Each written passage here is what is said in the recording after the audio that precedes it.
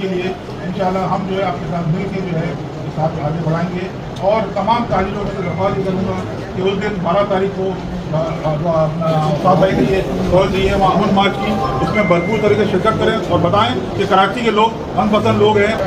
हिमायत का ऐलान किया, उसका भी बहुत बहुत शुक्रिया। मैंने जो 12 की तारीख पर लोगों को जमा करने के लिए कहा है, वो एक्चुअली हम अपनी नाराज़गी का इजहार करना चाहते हैं। हम ये मैसेज देना चाहते हैं कि भाई ये शहर के अंदर लोग जो बसते हैं वो जिंदा हैं, वो लाशें नहीं हैं। जब हमारे लोगों के साथ आप ज़्यादती करते हैं तो हमें दुख होता है। चाहे आप किसी माफिया की सरपरस्ती करके उन्हें आज़ाद छोड़ दें और वो रोज़ाना हमारे बच्चों को कुचलते रहें और छिपा वाला बेल्चे से वो सड़क से चिपकी लाशें खुरच के निकालता रहे, तो हमें तकलीफ होती है।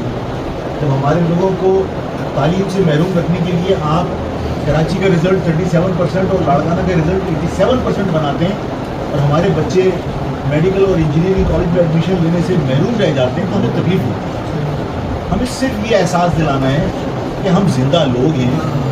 हमारे बच्चों के साथ नाइंसाफ़ी करते हो तो हमें दुख होता है और ये मत समझो कि तुम हमारी गर्दन मरोड़ दोगे और हमें रोने का भी हक नहीं दोगे। हम सिर्फ रोएंगे नहीं बल्कि जुल्म को रोकने की पूरी कोशिश करेंगे, इसलिए कि ये शहर हमारे बुजुर्गों ने बहुत कुर्बानियाँ देकर अपने खून से सींचा है। इस शहर को ये बबूल और कीड़े का शहर